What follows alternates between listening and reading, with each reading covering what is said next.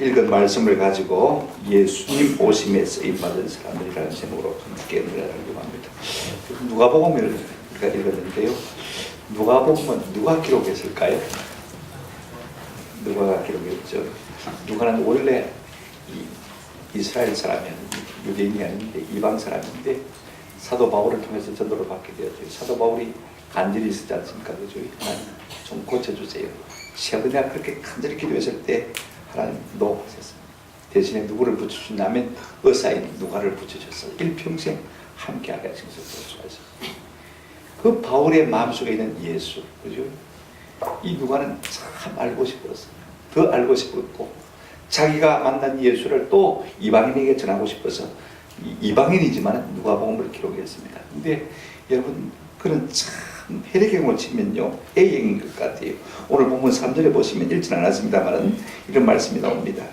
그 모든 일을 고난부터 자세히 미루어 살핀 나도 데오빌로 가까이에 차례대로 고난부터란 말, 그 다음에 차례대로란 말, 이 말을 들어보면요 아마 상당히 꼼꼼하고 고장한 사람이 아닐까 하는 생각을 하게 되었습니다.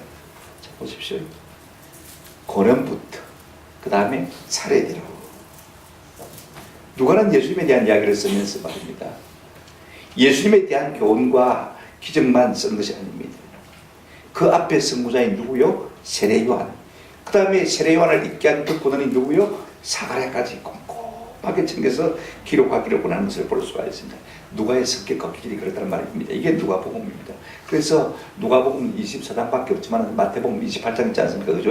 근데 분량은 실제적으로 28장을 가진 마태복음보다 훨씬 더 많습니다. 그래서 신약 성경에서 가장 긴 성경은 누가복음. 듣고는부터 차례대로 그죠? 고장하게 챙겨서 가는 것입니다. 지금 오늘 본문에서 누가가 무슨 말을 하려고 하고 있냐면요.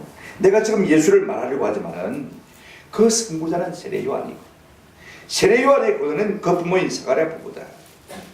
그들은 오직 믿음으로 예수 오기만을 바라고 말씀대로 살았다. 그런 사가랴 부부를 통해서 예수님의 오실 길을 예비하는 세례 요한을 우리 하나님이 보내셨고 이 요한으로 하여금 모든 유대인들의 마음을 주께로 돌이키게 만들었다. 그러니 우리가 세례 요한을 생각해 보아야 되고 세례 요한보다 위에 누구를 생각해야 된다고요? 세례 요한의 부모인 사가랴와 엘리사벳에 대해서 생각해 봐야 된다. 그런 논지로 지금 우리에게 말해주고 있는 것을 볼 수가 있습니다. 이 성탄의 계절에 우리가 세례 요한, 그죠? 세례 요한의 부모까지 좀 생각할 수 있으면 참 좋겠습니다. 예수님의 전령이 된 이 요한의 출생의 비밀, 비하인드 스토리, 이 사가랴에 대해서 쓰고 있는 것을 우리가 좀 기억할 필요가 있을 것 같아요. 그가 어떤 사람인지, 또 그에게 어떤 은혜가 있었는지, 그가 받은 복이 무엇인지를 우리가 세 가지로 생각을 해보십니다. 첫 번째로 우리가 생각할 것은요, 사가랴 부부가 하나님 앞에서 어떤 삶을 살아왔는지 그 신앙 기획을 좀 생각해 보십시다. 하나님 앞에서, 사람 앞에서 말고 말입니다. 하나님 앞에서 어떤 삶을 살았는가. 첫째로 우리가 일반적으로 우리가 볼 수 있는 것은 이 사가랴라는 사람은요, 제사장이지만은 나이 많고 무자했다. 성경이 그렇게 말하고 있습니다. 5절 보실까요? 유대왕 헤롯 때에 아비야 반넬의 제사장 한 사람이 있었으니 이 사람 이름은 사가랴요 그의 아내는 아론의 자손이니 이름은 엘리사벳이라. 헤롯 때 말입니다. 아비야 반넬의 한 제사장이 있었는데 그가 누구냐면 사가랴라고 말하고 있는 것을 볼 수가 있습니다. 그의 아내도 역시 제사장 지파인 아론 지파의 딸입니다. 그죠? 엘리사벳 이렇게 이름을 지고 있는 것을 볼 수가 있습니다. 여러분 구약 성경에요 사가랴라는 이름이 참 많아요. 스가랴 선자가 그렇지 않습니까? 그죠? 뭐 뜻이냐면요, 자카르 하면 기억한다, 야 하면 야훼죠. 여호와께서 한번 따라합시다. 기억하신다. 하나님께서 나를 기억하신다. 그런 이름을 가진 사람입니다. 그러면 엘리사벳의 이름의 뜻은 무엇이냐면요, 엘리는 나의 하나님 아닙니까? 나의 하나님은 샤파트, 재판장이시다, 판단자이다. 그런 뜻을 가지고 있습니다. 하나님이 나를 기억하시고 하나님이 나의 재판장이 되시고 나의 판단자가 되신다. 부부의 이름이 참 얼마나 아름답습니까? 아비야 반넬이 뭐냐, 우리가 궁금하게 생각할 수가 있습니다. 다윗 왕 때 제사장이 참 많았어요. 여러분, 제사장이 만나는 것은 저주가 아닙니다. 큰 축복입니다. 그래서 한꺼번에 성전에서 봉사를 다 할 수가 없으니까 이 다윗이 말입니다, 24개 팀으로 만들어서 잘라서 봉사를 하도록 했습니다. 8일씩 말입니다. 아론 대제사장의 아들이 원래는 4명이었습니다. 그죠? 4명인데 나답과 아비후가 잘못된 불을 들여서 하나님 앞에 적사를 당합니다. 그죠? 아이가 없이 결혼하고 죽었습니다. 그 다음에 누가 남냐면 이다말과 엘라살이 남는데 이제 그 엘라살 밑에 16명의 자녀가 나오고요. 그죠? 그 다음에 이다말 밑에 8명의 자녀가 나왔습니다. 자, 16 더하기 8하면 몇이죠? 24. 그래서 그 아들들의 수를 따라서 말입니다, 24개 팀으로 만든 거예요. 근데 오늘 아비야는 몇 번째 팀이라고 했습니까? 8번째 팀이라고 말하고 있는 것을 볼 수가 있습니다.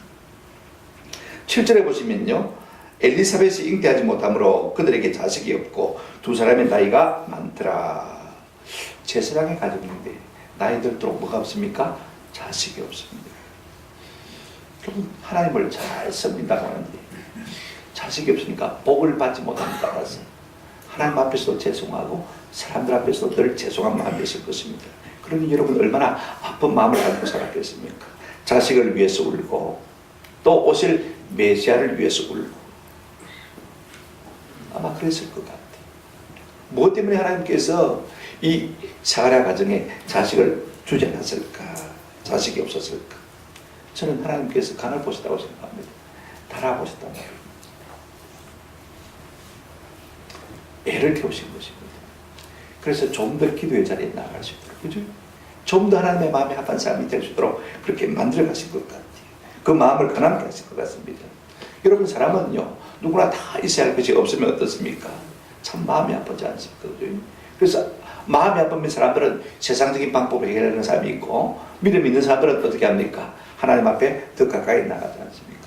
무엇이 없어서 지금 이 사가랴 가정은요, 하나님 앞에 더 경건하게 산 사람이 아니라는 생각을 우리가 해볼 수가 있어요. 자, 그가 어떤 하나님 앞에 특기를 갖고 있는지 보십시다. 6절에 보시면요, 자 보실까요? 이 두 사람이 뭐라고 했습니까? 누구 앞에?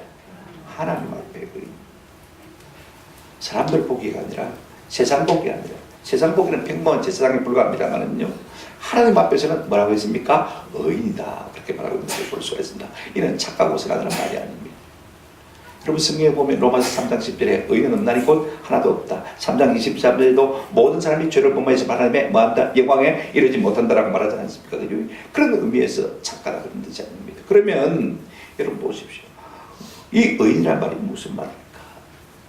믿음이 좋다는 것입니다. 창세기 15장 6절에 보면 아브라함이 여호와를 믿으니 여호와께서 그를 그의 의로 마셨다 여기셨다. 여러분, 이 사가랴가 얻은 의는요, 한번 더 합시다. 믿음으로 얻은 의. 사가랴와 부인 엘리사벳이 하나님의 약속을 그대로 붙들고 말씀을 그대로 지키려고 애를 쓰다 그 말인 것입니다.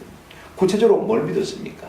여러분, 아브라함에게 주신 세 가지 약속이 있습니다. 뭐라고 했습니까? 첫째, 내가 너로 큰 민족을 이루게 하겠다.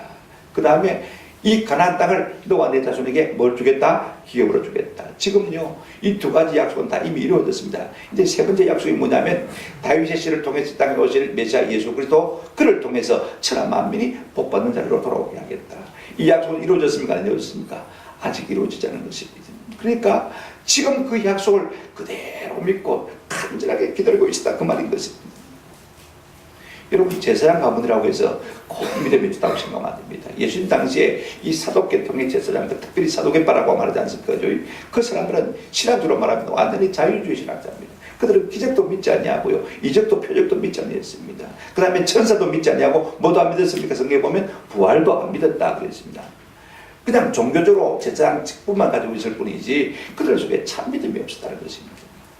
그것이 그 당시의 분위기였어요. 그럼에도 불구하고 이 사가랴와 엘리사벳 부부는요, 하나님 앞에서 믿음으로 어렵다함을 받은 사람들인 것을 우리가 볼 수가 있습니다. 메시아를 간절히 기다리는 사람. 그 다음에 뭐라고 했습니까? 사가랴 부부는요, 자 다시 한번 6절 보시기 바랍니다. 이 두 사람이 하나님 앞에 의인이 주의 모든 계명과 규례대로 흠이 없이 마더라 행하더라. 주의 모든 계명과 율례대로 흠이 없이 살려고 몸부림친 사람이라는 것을 볼 수가 있습니다. 다시 말하면요, 말씀대로 살기 위해서 몸부림쳤는데 이로 말미암아 성결한 삶을 살았다 그랬습니다. 여러분 한번 생각해 보십시오. 예를 들면 이런 것일 수가 있습니다. 7절 보시면 엘리사벳이 잉태하지 못함으로 그들에게 자식이 없고 두 사람의 나이가 많더라고 했습니다. 여러분, 엘리사벳이 아기를 못 갖다 그 말입니다. 한국말로 하면 칠거지약 중에 하나입니다. 그죠? 여자가 아들을 못 낳는 거 그죠? 큰 악 아닙니까? 그죠? 큰 병통입니다. 우리나라와 비슷하게 그 당시에 유대 풍습도 똑같았습니다. 아들을 못 낳으면 남편이요, 아내에게 이혼 증서를 줘가지고 내보낼 수 있습니까? 없습니까? 얼마든지 내보낼 수 있습니다. 근데 사가랴는 아들을 못 낳는데도 불구하고 끝까지 아내와 더불어 사는 것을 볼 수가 있습니다. 여러분, 엘리사벳이 사라가 예뻤다는 말처럼 말입니다. 성경에 엘리사벳이 예뻤다는 그런 말이 없습니다. 자식 없이 별로 이쁘지 않은 아내를 두고도 그저 살아갔다 그 말인 것입니다. 특별히 유대인들은요, 자식은 여호와의 주신 뭐라고 했습니까? 기업이라고 했습니다. 그러니까 자식이 없으면 하나님 앞에 저주받은 사람처럼 착각했어요. 그 다음에 유대 모든 여자들도 다 뭘 소망했냐면요, 자기를 통해서 오실 메시아 예수 그리스도가 태어나기를 간절히 소망한 것을 볼 수가 있어요. 그러니까 아들을 못 낳았다는 것은 여기서 탈락되다는 것을 의미하는 것입니다. 근데 사가랴가 성결하다는 것은요, 뭐 때문입니까? 그럼에도 불구하고 이혼하지 않고 꾸준히 살았다는 것입니다. 오직 우리가 아들이 없는 대신에 메시아 예수 그리스도를 이 땅에 보내주기를 간절히 사모하면서 살았다는 말씀인 것입니다. 그러므로 이 부부의 삶의 특징은 딱 두 가지입니다. 한번 따라합시다. 믿음으로, 말씀대로. 믿음으로 살고 말씀대로 살려고 몸부림친 사람인 것을 볼 수가 있습니다. 우리가 세상 사람들은 몰라도요, 하나님 앞에 살아가는 우리는 많은 인력이 필요한 것이 아닙니다. 비록 하나님을 섬긴다고 생겼지만은 자식조차 없는 고아 같은 상황이지만은 세상 사람들 볼 때는 어떻게 하겠습니까? 예수 잘 믿어도 별 수 없네, 그죠? 하나님 잘 섬겨도 자식도 없고 별 수 없네. 얼마든지 그렇게 생각할 수 있을 것입니다. 칭찬 안 했을 것입니다. 아마 쑥덕쑥덕 했을 것입니다. 대놓고는 못해도, 그죠? 왜냐하면 뭔가 눈에 드러나 보이는 복이 없으니까 복받지 못한 줄로 생각하는 것입니다. 근데 하나님은요, 알아주실 것을 볼 수가 있습니다. 하나님 앞에 의인이요, 그죠? 그 다음에 율법에 흠이 없다. 믿음으로 말씀대로 살다. 하나님 이걸 인정하실 것을 볼 수가 있습니다. 여러분, 우리가 경건하게 살고도요, 복을 받지 못했다면 아직도 우리에게 이루어지지 않은 복이, 한번 따라합시다, 남아있다. 네. 큰 복을 주세요. 내가 경건하게 살았음에도 불구하고 아직도 복을 받지 못한 사람이 있다면요, 하나님께서 큰 복을 예비하고 계시다. 이렇게 믿어지는 은혜가 있기를 주의 이름으로 축원합니다. 여러분, 하나님께서 누구를 역사의 주역으로 쓰시는 것입니까? 첫째는 그렇습니다. 있어야 할 것이 없어서 안타까운 사람입니다. 그래서 마치 복을 받지 못한 것처럼 하나님 앞에 죄송하게 살아가는 사람들, 그 사람 가운데 하나님이 은혜를 주시는 것을 볼 수가 있습니다. 그런가 하면요, 어떤 사람입니까? 믿음이 있는 사람입니다. 그런가 하면 말씀대로 사는 사람인 것입니다. 말씀대로 살려고 몸부림치는 그 사람을 하나님께서 찾으시고 기업고 마침내 역사의 주역으로 쓰시는 것을 우리가 볼 수가 있습니다. 두 번째로 우리가 좀 생각할 것은요, 사람들은 몰라줘도 모든 것을 아시는 하나님께서 사가랴 부부에게 베푸신 은혜가 무엇입니까? 믿음으로 말씀대로 살려고 하는 이 사가랴 부부에게 하나님께서 베푸신 은혜가 무엇인가? 역대하 16장 9절에 보게 되어지면요, 여호와의 눈은 온 땅을 두루감찰하사 전심으로 자기에게 향하는 자들을 위하여 뭘 베푸신다고 했습니까? 능력을 베푸십니다. 하나님은 지금도 은혜 베푸신 자를, 능력 베푸신 자를 마구 해준다고요? 찾고 계신 것을 볼 수가 있습니다. 하나님께서 이스라엘 백성들을 애굽에서 끌어내신 다음에 시내산에 이르렀을 때 언약을 맺기 전에 이렇게 말씀하셨습니다. 출애굽기 19장 5절 6절에 세계가 다 내게 속하였나니 너희가 내 말을 잘 듣고 언약을 지키면 너희는 모든 민족 중에서 내 뭐가 되겠고? 소유가 되겠고. 레귤라라고 했습니다. 그죠? 특별한 소유를 말합니다. 보배로운 소유를 말하는 것입니다. 내가 특별한 소중한 소유로 내가 삼을 것이다. 그 다음에 6절에 너희가 내게 대하여 제사장 나라가 되며 거룩한 백성이 되리라. 너는 이 말을 이스라엘 자손에게 전할지니라 라고 한 것을 볼 수가 있습니다. 여러분, 우리가 하나님 나라의 주역이 되는 것은요, 큰 조건이라는 것을 압니다. 따라합시다. 믿음으로, 말씀대로, 그리스도를 믿을 뿐 아니라 말씀대로 사는 사람이어야 하나님께서 그 주역으로 사용하시는 것을 볼 수가 있습니다. 그렇다면 믿음으로 말씀대로 사는 이 사가랴 부부에게 하나님께서 어떤 은혜를 베푸시는지 우리가 좀 생각해 보십시오. 첫째로요, 하나님이 사가랴를 택하신 것을 볼 수가 있습니다. 그를 딱 뽑았다, 이렇게 말씀하시길 맞겠죠. 자, 8절 9절 한번 보시길 바랍니다. 마침 사가랴가 그 반열의 차례대로 하나님 앞에서 제사장의 직무를 행할세. 9절 같이 읽겠습니다. 시작. 제사장의 전례를 따라 제비를 뽑아 주의 성전에 들어가 분향하고. 제사장이라도요, 주의 전에 들어가서 분향하는 것을 아무나 할 수 있는 것이겠다는 겁니다. 제비를 뽑아서 제비에 당첨된 사람이 들어가서 그 중요한 일을 하는 것을 우리가 볼 수가 있습니다. 자, 예수님 당시에 그러면 예루살렘의 제사장이 얼마나 있었을까? 역사가들은 그렇게 말합니다. 한 2만 명 정도 있었다고 했습니다. 그죠? 그걸 갖다가 24쪽으로 나누면 몇 명 정도 됩니까? 2만 명이 있으니까 24팀으로 나눴습니다. 그죠? 한 830명 정도. 그러면 830명 중에서 우리가 이 일주일 동안 하나님의 성전에서 우리가 섬기게 될 것인데 도대체 하나님의 분향단 앞에 가서 분향할 사람이 누구냐? 그 제비를 뽑았습니다. 그죠? 제비를 뽑았는데 830명 중에서 일로 누가 뽑혔습니까? 사가랴가 뽑혔다. 그 말인 것입니다. 왜 제비를 뽑습니까? 사람이 제비를 뽑지만은요, 이를 작정하기는 여호와께로 났기 때문에. 그래서 유대인들은요, 중요한 일이 있으면 항상 제비를 뽑습니다. 저도 중요한 일을 결정해야 될 때는 기도하다가는 응답이 없으면 결국 제비를 뽑습니다. 우린가 두 명이 또 오게 왔다 가니까 그죠. 근데 여러분 보세요. 그들이 왜 제비를 뽑냐면요, 하나님께서 그 제비 가운데 역사할 것을 믿었기 때문에 그렇습니다. 실제로 하나님이 역사하셨고요, 그 많은 제사장 가운데서 830명 되는 제사장 가운데서 누가 뽑혔습니까? 사가랴가 뽑힌 것을 볼 수가 있습니다. 여러분 오늘도 마찬가지입니다. 우리 중에 하나님께서 누구를 역사의 주역으로 선택하실지는요, 하나님이 정확하게 선택하시는 것입니다. 한마디로 합시다. 실수가 없습니다. 저는 항상 그런 생각을 해요. 어느 교회 어느 목사님이 간다 그러면 저는 실수가 없으신 하나님이라고 생각해요. 다른 분들은 뭐 쑥덕쑥덕됩니다. 되겠나 좀 약하지 않나.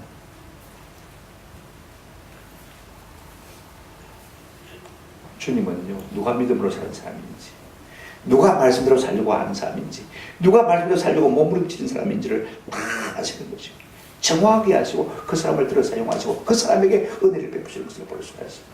여러분 830명 중에서 여러분 한번 생각해 보십시오. 뽑히는 것이 쉬운 일입니까? 하나님께서 보시고 하시고 그를 뽑으신 것을 볼 수가 있습니다. 그런 자를 가까이 하시고요, 그런 자에게 하나님께서 응답을 주시고 능력을 주시는 것을 볼 수가 있습니다. 두 번째, 하나님께서 그에게 베푸신 은혜가 뭐냐면, 한번 따라 합시다. 하나님께서 가까이 하셨습니다. 10절 보실까요? 모든 백성은 그 분향하는 시간에 밖에서 뭐 하십니까? 기도했습니다. 나머지 사람들은 다 밖에서 기도하는데, 오늘 이 사가랴 선지자는 어떻게 합니까? 제사장은 어떻게 합니까? 분향단에 들어가서 혼자 향을 펴놓고 거기에 엎드려서 기도하는 것을 볼 수가 있습니다. 하나님을 어렵게 된 자를 부르시고요, 말씀대로 살려고 하는 몸부림자를 부르시고 그를 가까이 하시는 것을 볼 수가 있습니다. 그래서 그를 하나님 앞에서 가까이 섬기는 사람으로 택해주신 것을 볼 수가 있습니다. 여러분, 이게 분향단은 어디에 있습니까? 우리가 성전하면요, 큰 방이 두 개 있다고 생각하시면 됩니다. 오늘 이 방이 있는데 다음 방이 있다고 생각하시면 여기 한가운데 지금 뭐가 있습니까? 분향단이 있습니다. 그러면 향을 펴놓고 기도를 엎드려서 드리는 것입니다. 이름 보세요. 오늘 11절 보시면 뭐라고 했습니까? 주의 사자가 그에게 나타나 향단 우편에 만지라 선지라. 내가 기도하는데 하나님께서 응답을 주셔서 하나님의 사자가 내 오른편에 탁 서 있다 생각해 보십시오. 얼마나 감동적이겠습니까? 여러분, 믿음으로 말씀으로 사는 사람을 하나님께서 이렇게 가까이 하시고 은혜와 복을 주시는 것을 경험할 수가 있습니다. 또 하나 이름 보십시오. 하나님께서 이 사람에게 어떤 은혜를 베푸셨냐면요, 기도에 응답을 주시는 것을 볼 수가 있습니다. 13절을 보시기 바랍니다. 천사가 그에게 이르되 사가랴여 무서워하지 말라. 너의 마음에 들린지라 간구함에 들린지라. 네 아내 엘리사벳이 네게 아들을 낳아주리니 그 이름을 말하라 요한이라 하라.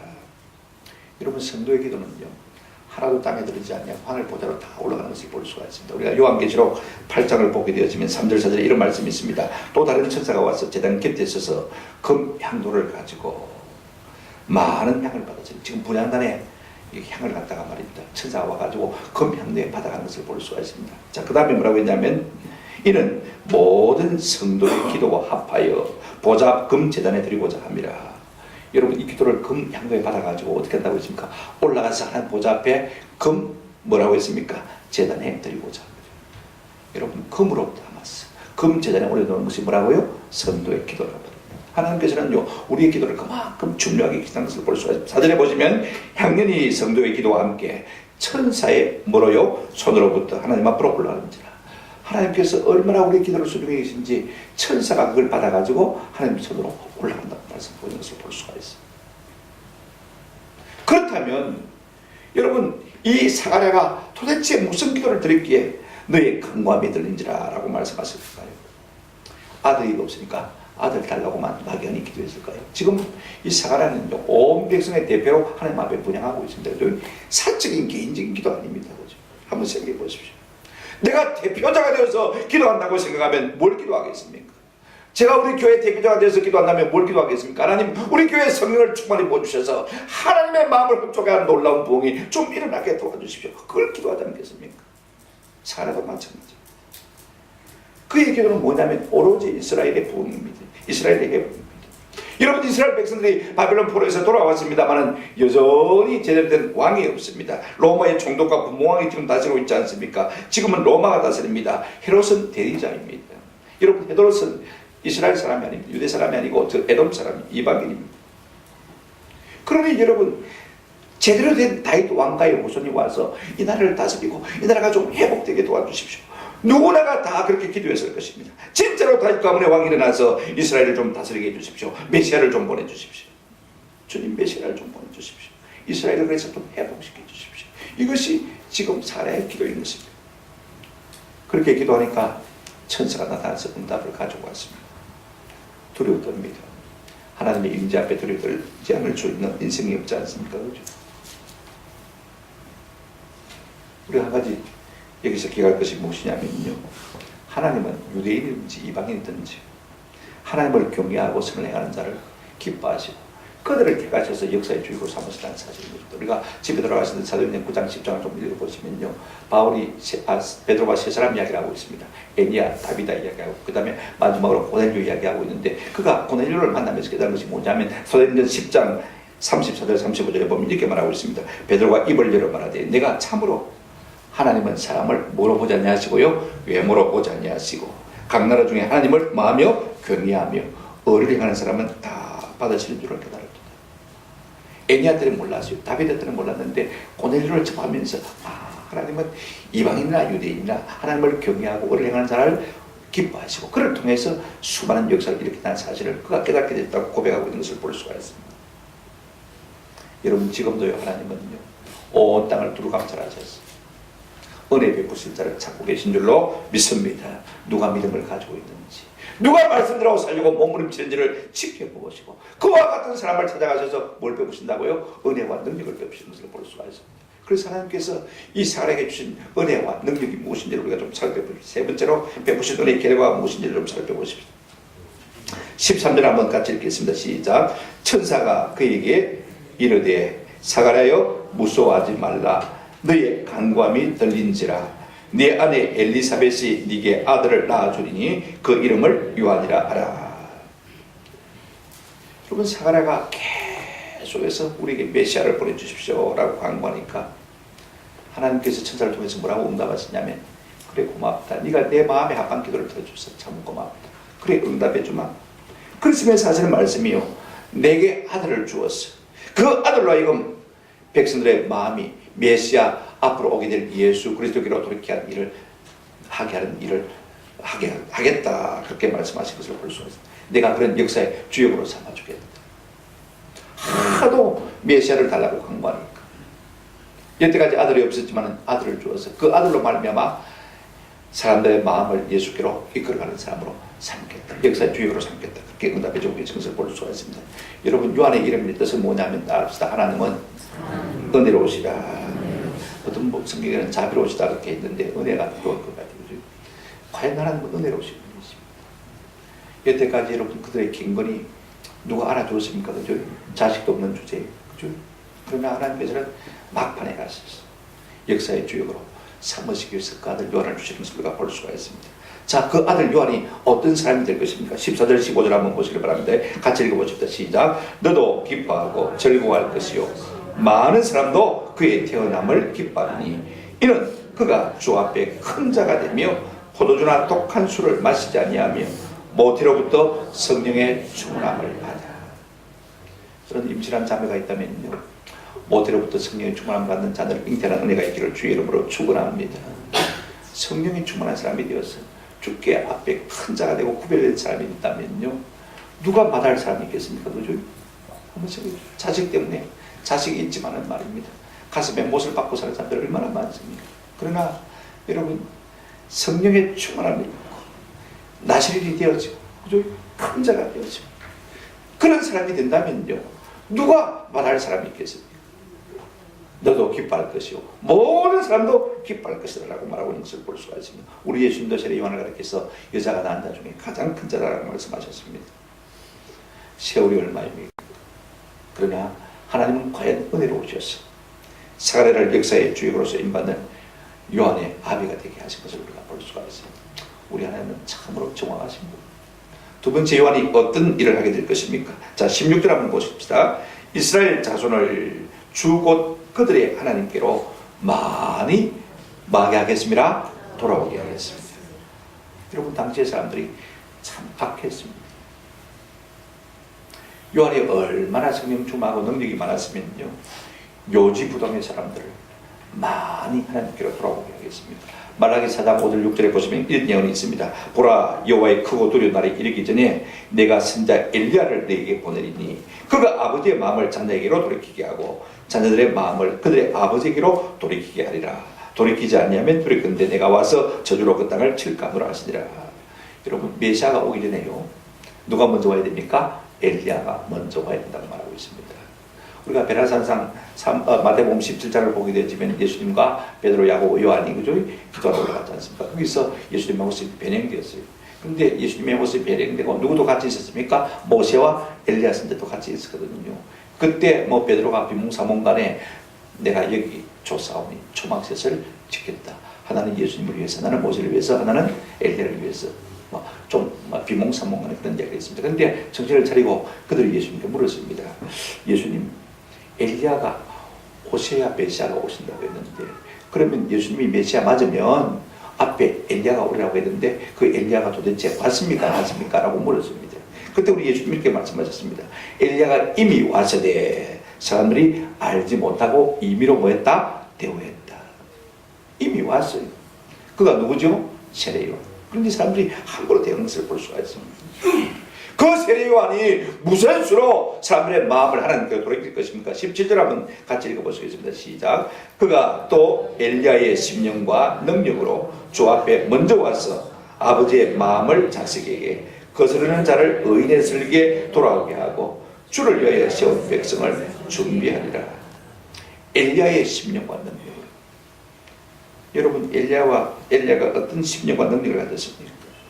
아방 때 여러분, 북이스라엘이 배교가 극에 달했을 때입니다. 얼마나 바알 아세라를 많이 섬기던지요. 바알 아세라 선제만 해도 850명이었어요. 선자 수만도 훨씬 더 많았어요. 그런 시대에 이 엘리야는요, 그들의 마음을 하나님께 돌이키기 위해서 얼마나 노력하고 계셨는지 모릅니다. 한번 갈멜산에다가 850명을 다 불러 모았습니다. 그리고 제단을 쌓았습니다. 제물을 올려놓고 불로 응답하는 신그가 잡힙니다. 그래서 너희가 먼저 한번 너희 신에게 부르짖어 봐라 그랬습니다. 그래서 그들이 광란을 부리면서 하루 종일 살을 찢고 그렇게 하면서 뭐 그들의 신을 이름을 부르면서 불을 좀 내려달라고 한 것입니다만 저녁 때가 되어도 내려오지 않습니다. 안 됐냐? 안 돼. 내가 해볼게. 그냥 엘리야가 무릎 꿇고 하나님 앞에 기도했더니 불이 내려와서는 적시로 내려와서는 어떻게 했습니까? 도락의 물을 다 태우고 번제물을 다 태우고 것을 볼 수가 있습니다. 그래서 엘리야가 이 850명의 거짓 선자들을 다 잡아가지고 비손신에 가서 그들을 다 죽이지 않습니까? 그렇죠? 그래서 백성들의 마음을 하나님께 그렇게 넣는 것을 볼 수가 있습니다. 지금 세례요한이 이와 같은 심령과 능력을 가지고 사람들의 마음을 주께로 말 것이다, 돌이킬 것이다 했습니다. 그렇습니다. 하나님은요, 믿음으로 말씀대로 사는 사람을 통해서 역사의 주역을 일으키는 것을 볼 수가 있습니다. 저는 부탁을 드립니다. 이 마지막 때에 우리가 믿음과 성결의 삶을 살아서 좀 사가랴가 받은 복을 우리도 받아 누리는 은혜가 있기를 주의 이름으로 축원합니다. 18절에 보시면요, 사가랴의 반응이 나옵니다. 사가랴가 천사이기 때 내가 이것을 어떻게 알리요? 내가 늙고 아내도 나이가 많으니이다.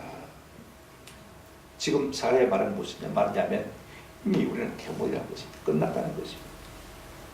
이건 내가 받을 응답이 아니고 누군가 다른 사람이 받아야 될 거다. 그런 지금 말을 하고 있는 것을 볼 수가 있습니다. 어쩌면요, 당신 천사 당신이 번지수를 잘못 찾았다. 그 말인 것입니다. 지금 이 사가랴는 하나님의 나라 메시아 왕국을 소망했지만요, 그 은혜가 자기에게 임할 줄을 생각하지 못합니다. 그 은혜가 내게 올 줄은 몰랐어요. 오늘 많은 사람이 그렇습니다. 내가 기도하지만 그 기도의 주역이 누가 될지 자기가 될지는 생각을 안 하는 것을 볼 수가 있습니다. 자, 19절에 보시기 바랍니다. 천사가 하는 말이, 천사가 대답하여 이르되 나는 하나님 앞에 서 있는 가브리엘이라. 이 좋은 소식을 전하여 네게 말하라고 보내심을 받았노라. 오늘 이 가브리엘 천사가 자기 신분과 자기 이름을 밝힌 것을 볼 수가 있습니다. 나는 하나님 앞에만 서 있는 누구라고요? 가브리엘입니다. 하나님 앞에 서더라 말은 뭐 하나님의 빛 실장도 되겠죠, 그죠? 내가 직책 있는 천사다. 그리고 내 이름은 뭐다? 가브리엘이다. 그렇게 말하고 있는 것을 볼 수가 있습니다. 그러니까 이 말은 무슨 말이냐면 내가 번지수를 잘못 찾을 가능성이 없다는 것입니다. 내가 하나님의 빛 실장이고 하나님의 천사 가브리엘인데 내가 어떻게 번지수를 잘못 찾겠느냐? 네 믿음이 없어서 그런다. 그래서 20절에 뭐라고 말하고 있습니까? 보라, 이 일이 되는 날까지 내가 말 못하는 자가 되어 능히 말을 못하리니 이는 네가 내 말을 믿지 아니함이거니와 때가 이르면 내 말이 이루리라 하더라. 하필이면 왜 말 못하는 벙어리가 되게 하셨을까? 참 중요한 거. 눈먼 봉사가 되게 하던지, 그죠?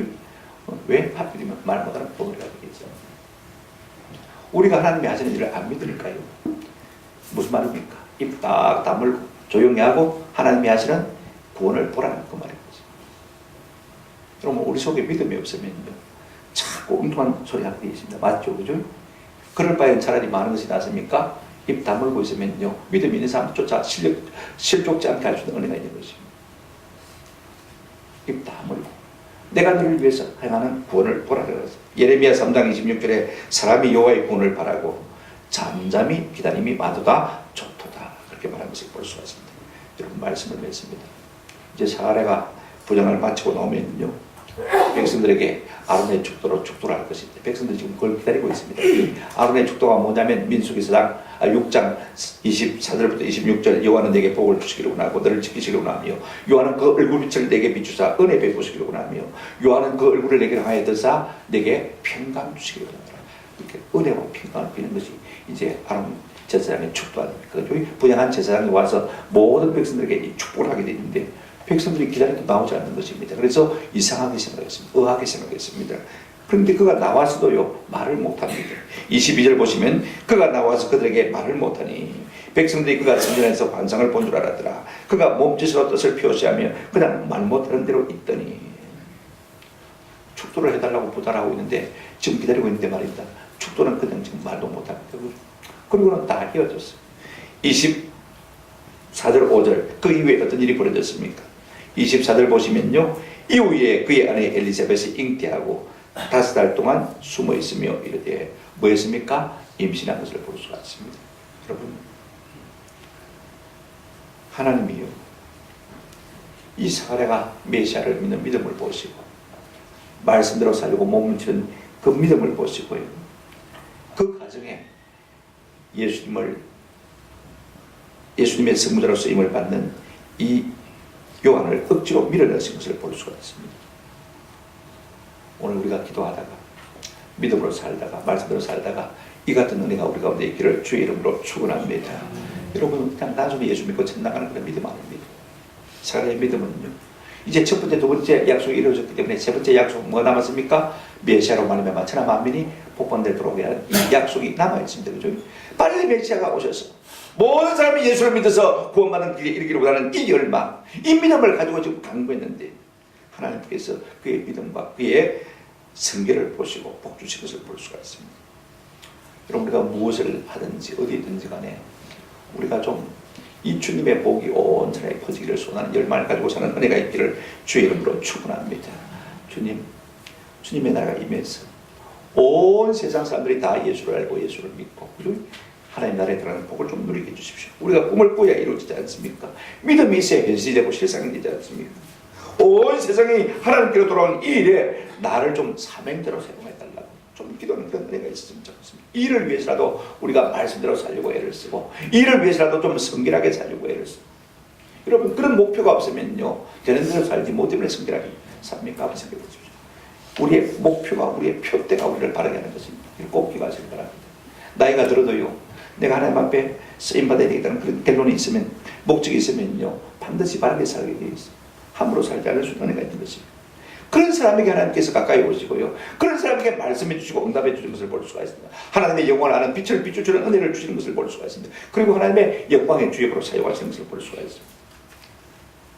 오늘 이 같은 은혜가 우리 모두에 있기를 주의 이름으로 축원합니다. 이 성탄의 기들에 우리 모두에게 사가랴의 가정을 덮었던 그 은혜가 우리에게도 주어지기를 주님의 이름으로 축원합니다. 아멘.